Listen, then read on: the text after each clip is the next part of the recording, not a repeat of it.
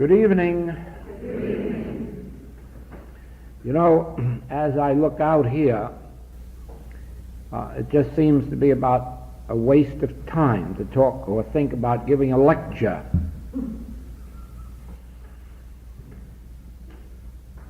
I don't see anyone out here that I haven't known for quite a while.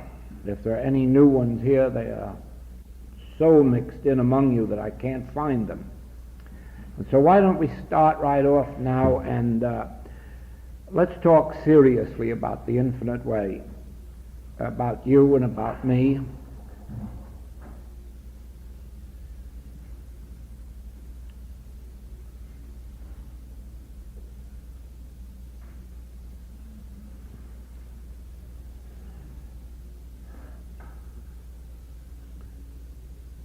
The main thing that disturbs me in my travels around the world, meeting infinite way students and talking to them, is the slow progress that they're making. Now, I'm not saying that in any critical sense, because I'm probably making slower progress than you are. The only thing is, you can't see it in me, but I can see it in you.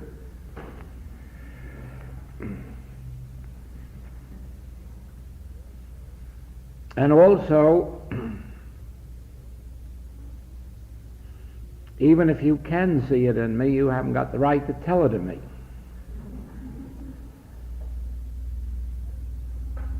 But it is a fact that our students are making slow progress, slower than is necessary.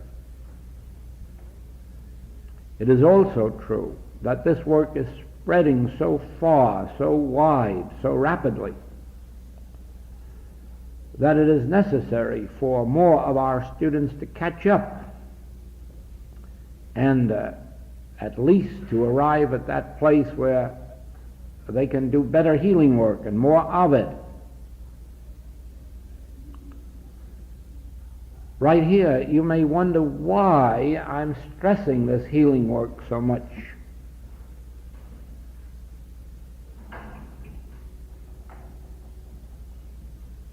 I'm stressing it because the Master, who has revealed these principles to me, has also said that our function is to heal the sick, raise the dead, preach the gospel, open the ears of the deaf and open the eyes of the blind. And not in the sense that he was setting up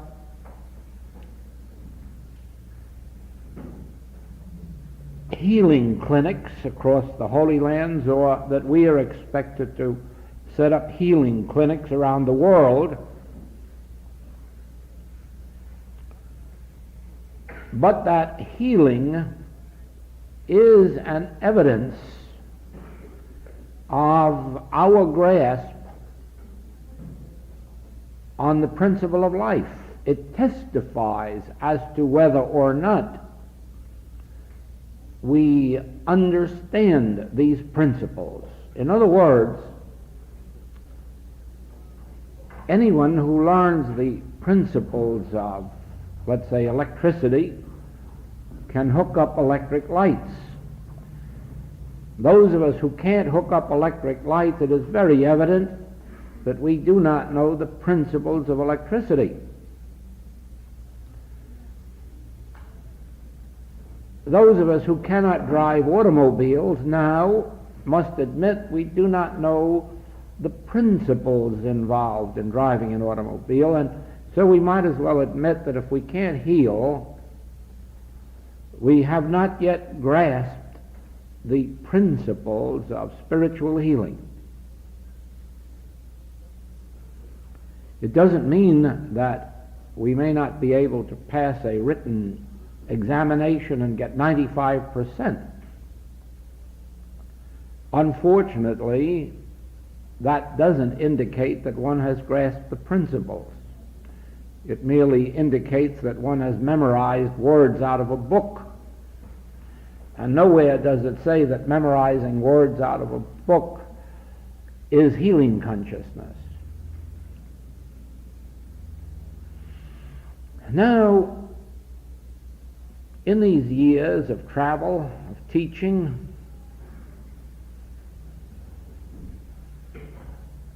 I think that I have glimpsed some of the reasons that our progress is so slow. And I would say the major reason is that we have not emptied ourselves of our former concepts of truth, and that we are trying to add to what we already know something that is going to be the Messiah or Savior or healing principle. We believe that we can retain the errors of religious teaching and add to those errors some truth which will work miracles for us. And I am convinced that this is our major stumbling block. I think that this is the same reason that the message of Jesus Christ was never accepted by the Hebrews of his day, with the exception of those few.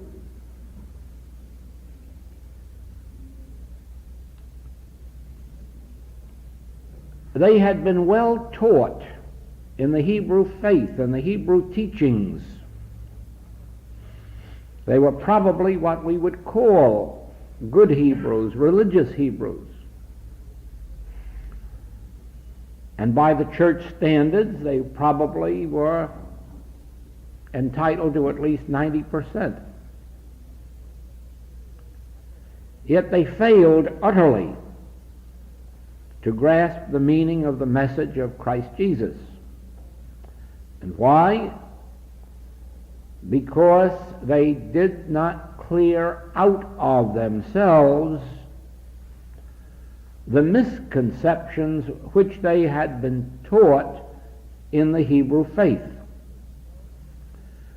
And so, just like Peter, who not only after 3 years with the Master, but more years even than that, was still observing the dietetic laws of the Hebrew faith and unwilling to surrender them. And all of the disciples held on fast to the idea that there must be circumcision before anyone could have this great new teaching. For years and years after the Master, it was necessary to become a Hebrew before one could be admitted into the circle of the disciples. We are making that same mistake today. I don't have to remind you that the Christian church made this mistake also. It is one of the reasons that the Christian church in this era has to change its mode and means of operation and some of its teachings. It also accepted the ancient Hebrew teachings. and then set up a crucifix and called it Christianity. It won't do. It won't do. And now let us spend our remaining time here this evening bringing to light why it won't do. To begin with, if you have not come far enough out of orthodoxy, you probably believe that you can pray to God and have God take away your sins or your diseases or your lack or your limitation. You probably still believe that you can go to God and pray for peace on earth, or pray for more understanding between men, and in some way or other God will say, yes, I didn't do it for you yesterday, but I'll do it today. I didn't do it for the past generations, but I'll make an exception for you and do something for you which I have never done before. And right there you know that it's impossible. You know now, if you stop to think in this minute, God can't do anything for this world today that God didn't do yesterday and last year and the generation before this and a dozen generations before that. God is the same yesterday, today, and forever. God is from everlasting to everlasting. Can you then believe that God will do anything for you or for your relatives or for this world that God has not been doing before this?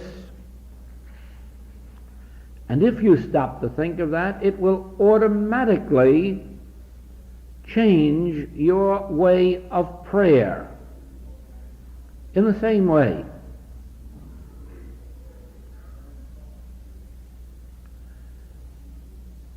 If you have not yet come far enough out of orthodoxy, you may still be thinking of God as your servant and believing that you can ask God to do things for you, and probably it'll be God's good pleasure to run around doing them. Here and now, try to understand the nature of God and see if you cannot understand why the Master said that he was a servant, not God. He was a servant of God, but he never made God a servant of him.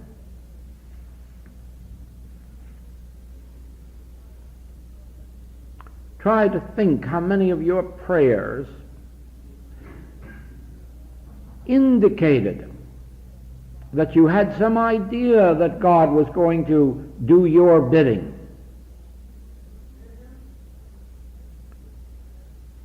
Let us assume for a moment that you've come further than that you understand some of the metaphysical teachings.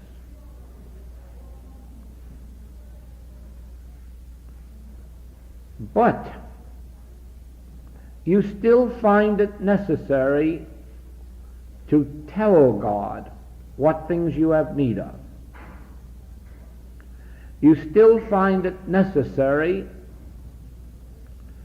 to speak to God or to expect of God that your will be done.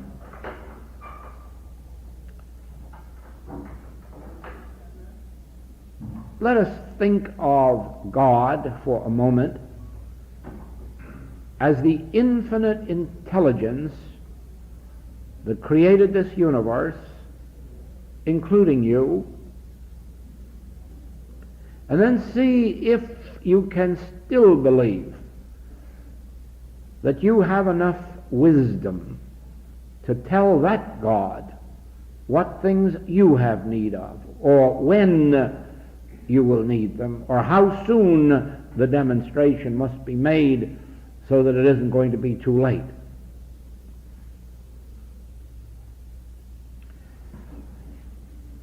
Think whether or not your prayers or your treatments have been aimed at influencing God in your behalf or your patient's behalf or your student's behalf or even this world's behalf. Think for a moment whether your prayers or your treatments have had, consciously or unconsciously, the desire to influence God, whether it is to bring peace on earth or protect your nation or the world. But think, have your prayers or have your treatments in some way or other, consciously or unconsciously, been an attempt to influence God, to bring about an activity of God in your behalf or someone else's? Then you'll begin to see why your progress has been slow. You see, in our work in the infinite way, principles have been revealed which in some measure have proven to be, let's use the word absolute, in the sense that they do result in harmony, peace, joy, protection, and that the only degree in which they have failed, where they seem to have failed, is in the degree of our inability to work consciously with the principles in accord with the principles. In other words, we have tried to mold these principles according to our will, or at least to our understanding, instead of surrendering our understanding in order to receive the wisdom of God. Now,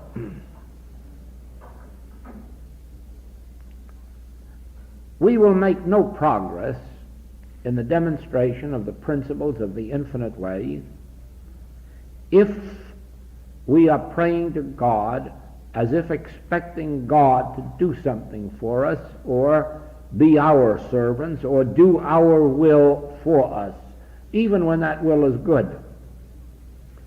We will have to learn, if necessary, to train ourselves to stop praying in any way that will have as its background the idea of urging God, coercing God, bribing God, influencing God to do something that God hasn't been doing for 100 generations. For God cannot be changed. We will not make progress in this work if we are in any way trying to acquaint God with our needs. If we are in any way trying to inform deity that we have a pain in the right leg,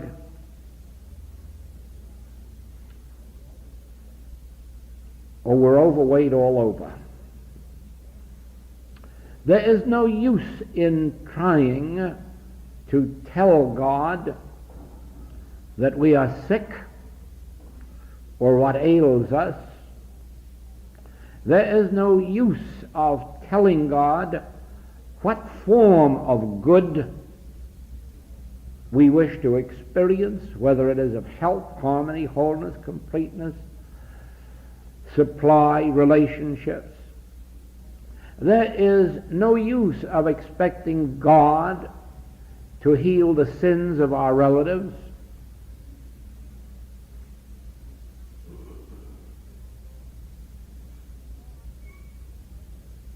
God is infinite wisdom. You and I aren't yet. Potentially, the mind of God is our mind, and we have all of the wisdom of God, but demonstrably we haven't yet proven it. We haven't yet shown it forth. In other words, God is our intelligence, and if we could be still enough, all of the wisdom of God could eventually flow through us individually. We haven't learned to be that still. Therefore, the degree of our demonstrated wisdom is not sufficient for us to go to God telling God what I need, what you need, what the government needs, what the world needs.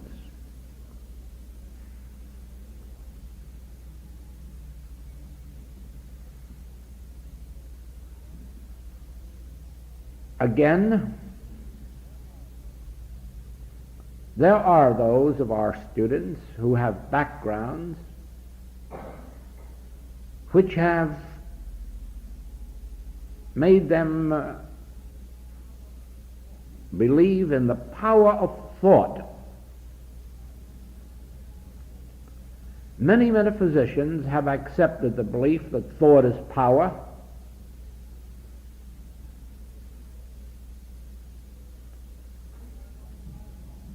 That the power of right thinking is a power, that the wrong thinking is an evil power.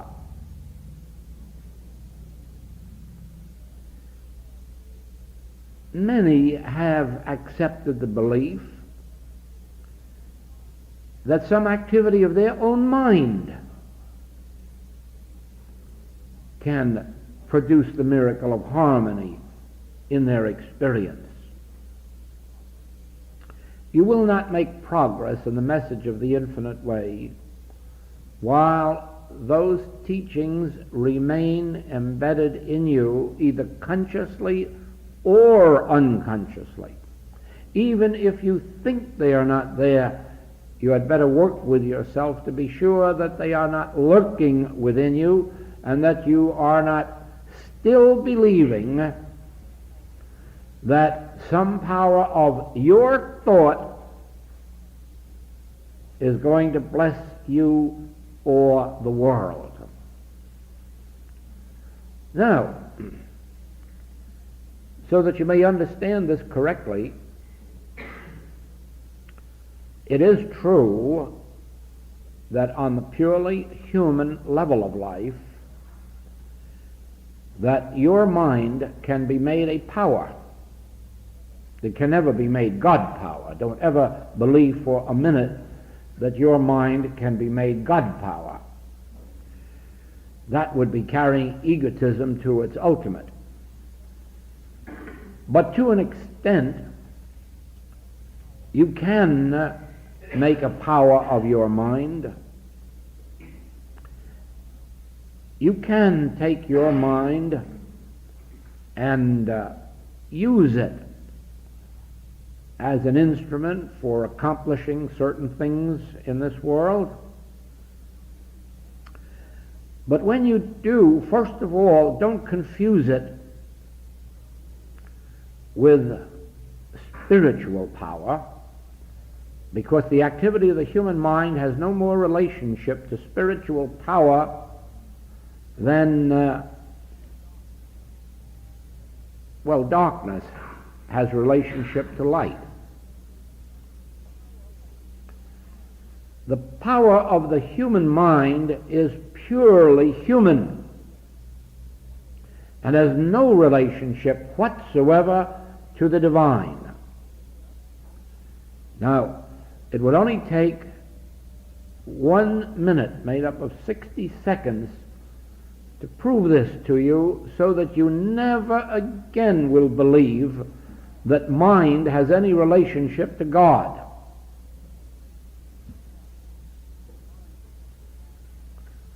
Mind has the capacity of both good and evil, and God hasn't. That should forever show you that mind action is no relationship whatsoever to God action, or spirit action, or spiritual action. Always remember that the mind of man is capable of good and of evil.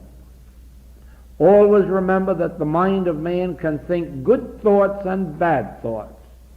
Therefore, it can have no relationship to God. For God is spirit, and there are no pairs of opposites in God. There is no good and evil in God. There is only spirit. Try to remember this. When you get into the spiritual realm, you are in an atmosphere where there is neither good nor evil. There is only divine harmony. 2 times 2 are 4. That is neither good nor evil. That is just truth. The value of do, re, mi is do, re, mi, and that's neither good nor evil. That's just do, re, mi. The law of like begetting like. Roses come from rose seeds. And you can't get roses from anything but rose seeds. This is neither good nor evil. This is just a fact. This is just being. But when you or I begin to use thought, we can use thought for good or evil. We can use thought to bless, if so be that is our nature. But if we have an opposite kind of a nature, we can use it to curse. And most people are so constituted that they are always at the level where they can use it both ways, and they'll use it in the good ways for their friends and relatives, and if they can, they'll use it in very bad ways for their enemies. It is for this reason that the Master cautioned against hating your enemies. Why did he caution? Because you have the power to hate. As good as you think you are, you have the power to hate. You have the power to pray for your enemies to be wiped out, to be avenged, for you to be avenged and your enemies to be destroyed. In other words, as human beings, regardless of how good you are made up of both good and evil, and your thoughts are both good and evil, and they always will be as long as you consciously think through the word I. You never will get beyond being good and evil until you go beyond the use of the word I and become a clear transparency that does not use the word I, but lets the Spirit of God flow. Then you have neither friends nor foes, because when you are not thinking through your own mind, all you are aware of is God and the children of God. And when you see those do evil, whether they are friend or foe, you have only the feeling of compassion. Foolish people, know ye not? You're the temple of the living God. You're just postponing the day of your awakening. But there is neither judgment in you, nor criticism, nor condemnation, nor would you, if you had the power, wish them evil. wish them to be punished. Under no circumstances would you wish them to be punished, if so be the Spirit of God were flowing. But of your own sake you believe it right that the man who robbed you go to jail, the ones who wronged you be punished, and the citizens of the other countries who have wronged the Star-Spangled Banner should all be wiped out with bombs. Only don't let it come nigh our dwelling place, for we are virtuous. Always remember that the action of the human mind is composed of both good and evil, and therefore it cannot be God. And therefore, if you do heal with the power of your mind, if you do succeed with the power of your mind, acknowledge that it's your mind. Don't ever fool yourself into believing that you have found God power. For you will only find God power when you go beyond the use of the mind and let your mind be a servant of God. Let God express the thoughts that are to flow into your mind and out through your mind. God says, my thoughts are not your thoughts, and my ways are not your ways. Therefore, the only way that God's thoughts can flow through you is to let yourself be free of thought, be free of mind action, and let your mind be the instrument or transparency through which God's thoughts may flow. This idea was brought out last night in this idea of, if you were a composer, if you were an artist, that you would not think. You would get still and listen and be receptive, and you would receive God's thoughts, God's inspiration, God's power. So it is. If you were called to the truth field and you tried to sit down and make up messages of truth, you'd soon be in trouble. If you started to remember truth that somebody else wrote, you'd still be in trouble. If you started to invent truth or create it, you'd be worse off. There is only one way that you could really be in the work of truth, and that is to arrive at that place where you don't memorize, where you don't think up truth, where you don't try to invent, but where you acknowledge, Father, I can of my own self do nothing. If I bear witness to myself, I bear witness to a lie. My doctrine is not mine, but his that sent me, and then prove it by being still. Then what comes in, you would verily say, oh my heavens, is that true? I never knew that before this minute. And you would find that it is so. And in the same way, if you wanted to compose, what's the use of thinking about the music of the masters? That wouldn't be composing. That would be copying, imitating, stealing, borrowing. But to truly compose would be to free one's thoughts of all the melodies one had ever heard.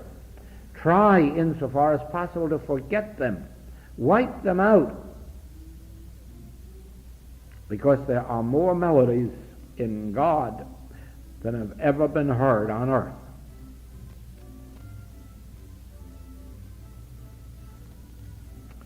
I've always wanted to talk with background music.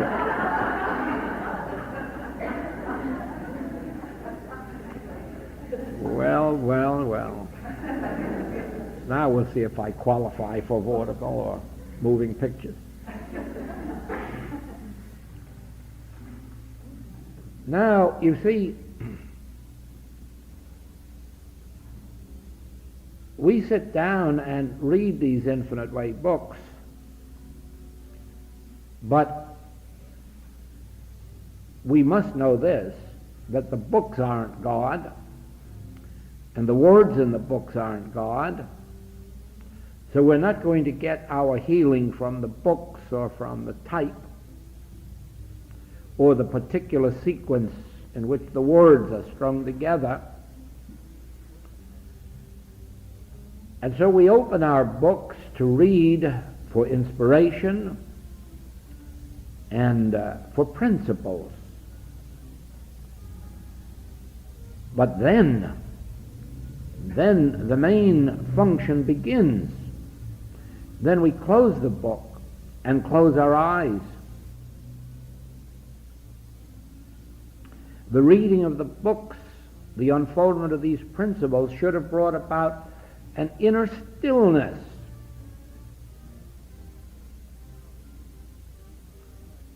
And now the mind should be still so that my words, the words of God, or my peace, the peace of Christ, can descend upon you. Not the peace that the world can give you, but my peace. And my peace cannot come to a mind that is busy, a mind that is active, a mind that is thinking thoughts that are already in this world. We have shown forth this principle in the subject of supply. No amount of money or property or securities that we could get from each other or from our friends or relatives would be a demonstration of supply. That would be more or less like hanging peaches on an empty peach tree and then taking a photograph of it and saying, look how rich my tree is. It's full of peaches. No, that's not supply. A peach tree, to be rich, has to have its own peaches that have flown, have come through from all the way up from the roots, all the way from the ground, up through the roots and out into the branches, and finally dangled off there from these branches, and then you can say how rich my tree is. So with us, supply has to be not something that we get from each other. It has to be something that unfolds from within our own consciousness. Now that can't happen unless we start with a principle. And the principle can't be anything that would add supply to us. Therefore, it rules out praying to God to give us supply, because that would be like one tree praying to another, or even up to the sky to have peaches hung on it. No, we have to start with a principle. Son, thou art ever with me, and all that I have is thine. The kingdom of God is within me. God's grace is within me. God's grace functions as my individual life. All that the Father hath is mine. The earth is the Lord's, and the fullness thereof, and all that the Father hath is mine. For I and the Father are one. I and the Father are one, and all that the Father hath is mine. And now, attention is centered not on drawing supply in, not praying for it, not telling God what we need, but sitting quietly in the assurance, I and the Father are one, and all the Father hath is mine, and then being still. Then being still until an answering response comes from within. A stillness, a peace, a joy. Sometimes even a voice that says, I will never leave thee nor forsake thee. Now then, supply begins to unfold from within. It's true that in our picture it may still seem to come from our business, our art, our profession, but the point is that we haven't gone out there to get it. We have acknowledged it as unfolding from within. Truth is within ourselves, and we must open out a way for the imprisoned splendor to escape. All right. That word truth covers supply, but it also covers the supply of health, home, companionship, harmonious relationships. Therefore, whatever it is that is to bless my life has to flow out from within me. Do you see now how foolish it is then to pray up to God, or even to tell God what you need, because it isn't up there. It's already established within you, and you don't have to tell anyone outside or inside about it, because the all-knowing wisdom of this world already knows, and it is its good pleasure to give. Therefore, the attitude in the infinite way is to recognize truth is within myself, the truth of supply, the truth of health, the truth of relationships, the truth of joy, the truth of home, the truth of whatever it may be. Therefore, I do not look outside my own being. I do not pray for it. I do not treat for it. I rest in this assurance. The kingdom of God is within me. The earth is the Lord's, and the fullness thereof. And all that the Father hath is mine. And then I sit and wait until this sense of peace comes, this click, whatever it may be. Naturally, I am not going to make my demonstration in one day. When it happens, it'll happen in one day. But it would be unusual for it to happen the first day that I learned how to pray aright. Although it will start with that day, and then as we continue in this practice of letting the mind rest, not praying to God, not telling God, not asking God, not expecting of God, but resting in this, the kingdom of God is within me. He that is within me knoweth my need, and it is his good pleasure to give me the kingdom. I will let it unfold in God's way. I will let it appear in God's way and in God's time. I will let. Not command, not entreat, not advise. I will let. So you see that before we can make progress in the infinite way mode of living,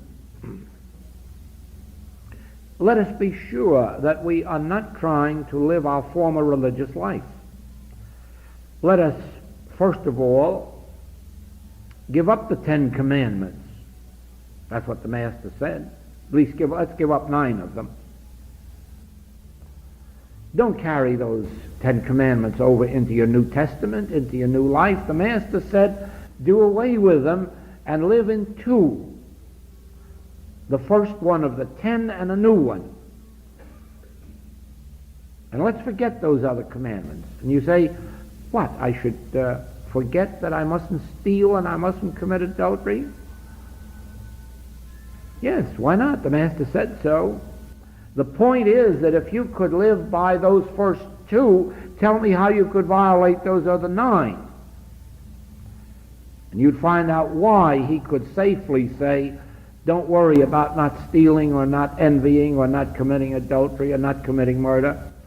I've got you all tied up in knots. The minute you love God supremely and your neighbor as yourself, you've ruled out any possibility of evil human conduct. No one truly loves God and his neighbor and can be unjust, unprincipled, untruthful, dishonest. It's an impossibility if you're loving God supremely and your neighbor as yourself. But you see that until you consciously do this, you've just carried Judaism over into Christianity.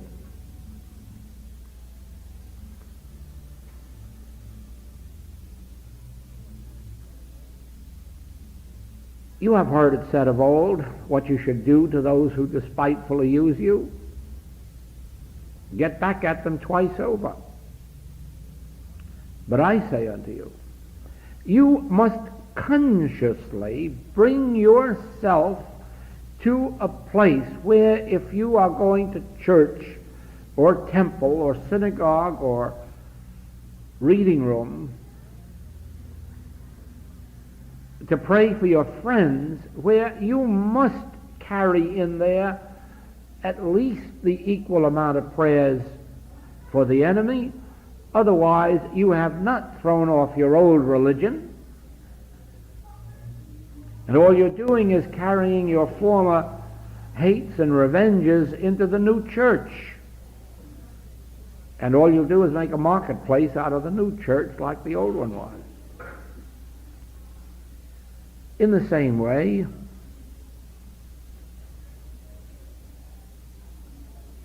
if you carry into this new consciousness, which you call the infinite way, if you carry into this consciousness your old mode of prayers and treatments, you are not keeping this consciousness an infinite way consciousness. And therefore, you can only demonstrate what you bring in. And so if you divide it up into a little old theology and a little old mental science and a little of the spiritual science, well, that's what you bring forth, a little of each. For like begets like.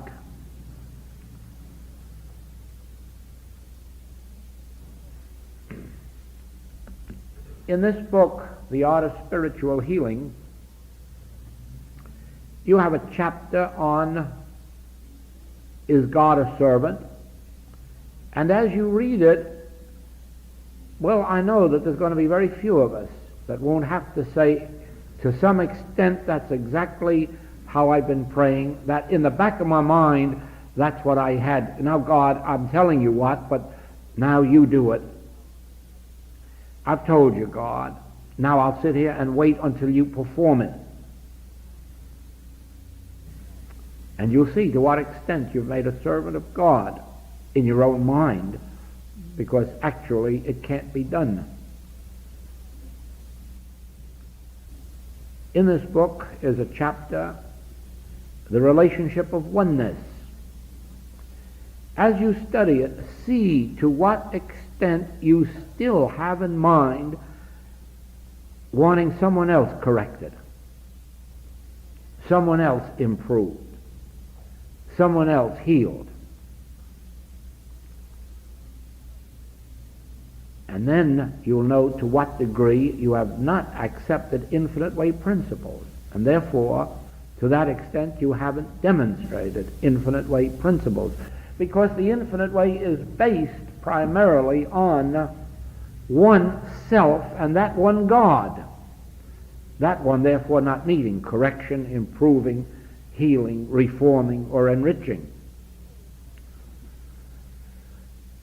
So we'll find out that as you search yourself in the reading of this, you'll see to what extent you have violated the principles of the infinite way, and then you'll know to what extent you have failed and why. I use the word you, but don't think for a minute that I don't mean myself, because regardless of how far we go on the spiritual path, remember that each one of us to some extent is carrying over the past of our ancestors, the past of our youthful beliefs, I think I've told some of our classes of an experience that always reminds me of this. The time when my mother told me there was no Santa Claus, and there was no use of hanging up the stockings, and she took me around to the department stores to prove it to me. Every store had a Santa Claus, and so she said, "You see, there's no Santa Claus, that's just a made-up man." Well, now, you know, my mother didn't convince me at all, and I hung up my stockings anyhow, just in case. No one can convince us that the God of our ancestors doesn't exist. We have to outgrow that ourselves, and we have to do it consciously, and it isn't easy. Paul calls it dying daily. And if you don't think it's dying daily, try it. Try to outgrow those early religious teachings, and if you want a task more difficult, try to outgrow your metaphysical teachings. Try to outgrow that belief that thought is power. Probably the thought that your thought is a good power. And now let's protect ourselves, because I know somebody whose thought is bad power.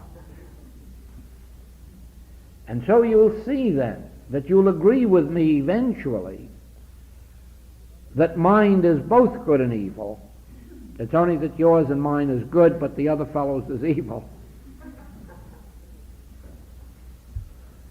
But you'll come to agree eventually that mind power can be good and mind power can be evil, and if we want to rise into the Spirit of God, we must rise above good and evil, and we can't do it while we're in the realm of thought. We can't do it while we're in the realm of mind power.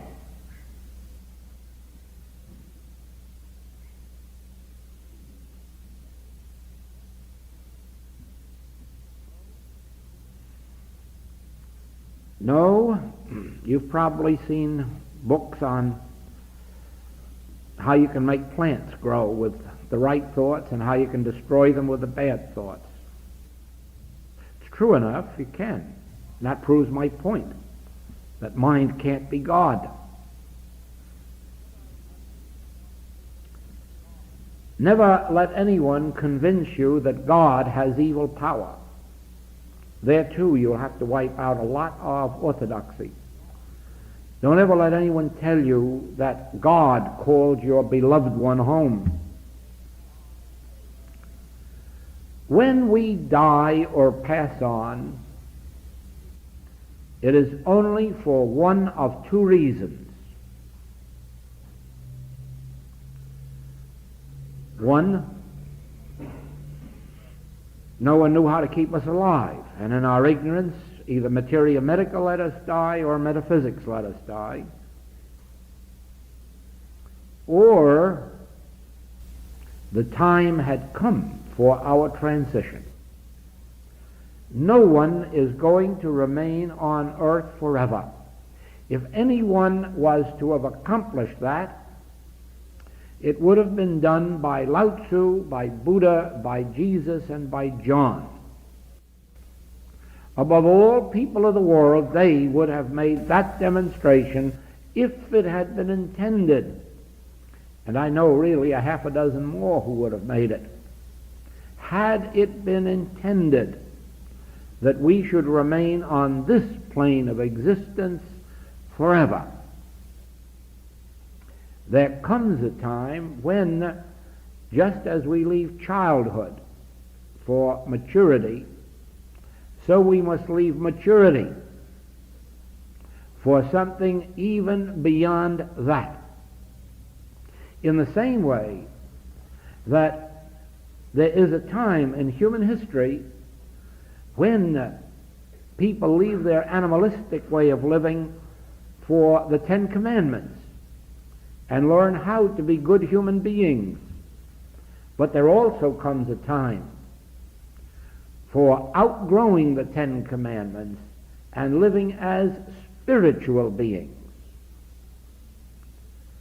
And so there comes a time for the transition from this plane of consciousness to another activity, another form of activity, another progressive step. And so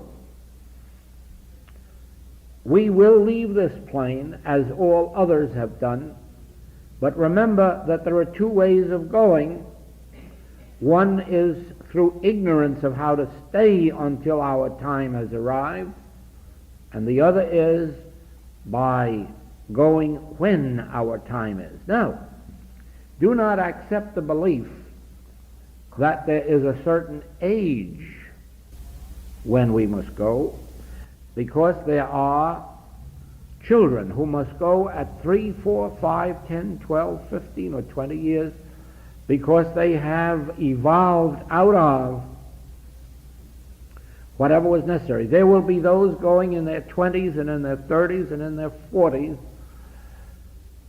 because they have evolved into the next period, and there will be those who will be compelled to remain here until they're 80 or 90 or 100 because they have not yet evolved into that experience.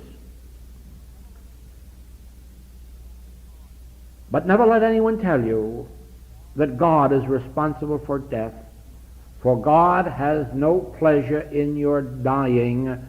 Turn ye and live. Let no one convince you that 80 years and 10 is a good time to get ready to go, because it may not be your time, although you can make it so by accepting a world belief.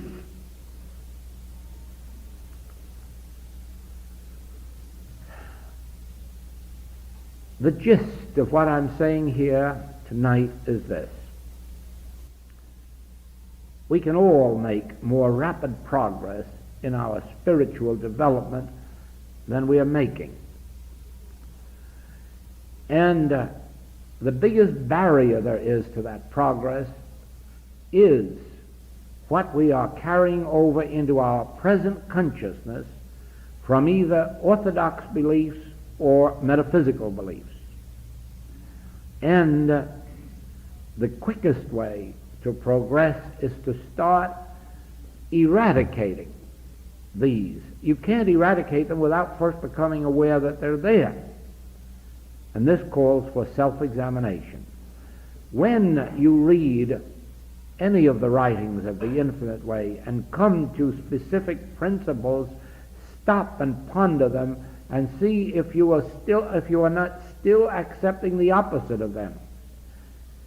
If you come to principles of prayer and treatment, stop and ponder and see if you are not still accepting older modes, different modes.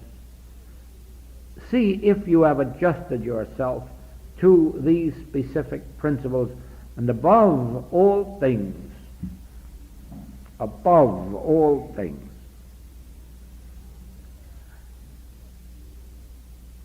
remember that you are being presented with a principle that is so difficult to accept because it has never been presented in any religious teaching that has appeared on earth.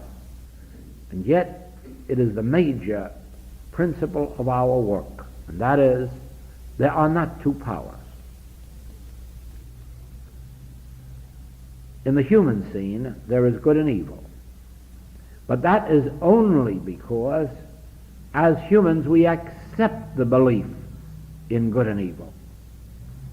As absolute truth, there are not two powers, there is only one. In proportion as you can bring yourself to that understanding, that awareness, and the ability to stand on that truth in spite of appearances to the contrary, will you demonstrate according to Infinite Way principles. Try to understand that in the Infinite Way you do not use truth to overcome error. Try to understand that you do not go to God to have God destroy evil. Try to understand that you are never using one power to overcome or destroy another power, that in the infinite way you are abiding in the truth that there is one power and all else is the arm of flesh or nothingness. You must bring yourself to a state of consciousness in which you can say, if it is anything discordant, oh, that is the devil or carnal mind or mortal mind. Meaning, I don't have to be concerned about it because it isn't power. The moment that you believe that you have something for which you need the power of God, you're outside the realm of the infinite way. The very moment you believe that you're aware of something that needs a truth, you are outside the realm of the infinite way. You don't need any truth for anything in the infinite way. You don't need any God for anything in the infinite way. God is already doing God's work. God is already about God's business. In fact, God was doing it in the beginning before Abraham was. And God will be doing it unto the end of time. So just let God be about God's business. And be grateful that you don't have to remind him that the tide should come in at 4:12 tomorrow morning. Be grateful that you don't have to remind God that the sun must come up tomorrow morning. Just be grateful that God is about God's business, has been, will be. You don't have to remind God. Not about anything that's going on in this world. But you do have to remind yourself morning, noon, and night that God is about God's business and all is well. God's in his heaven, all's well on earth. And rest in that consciousness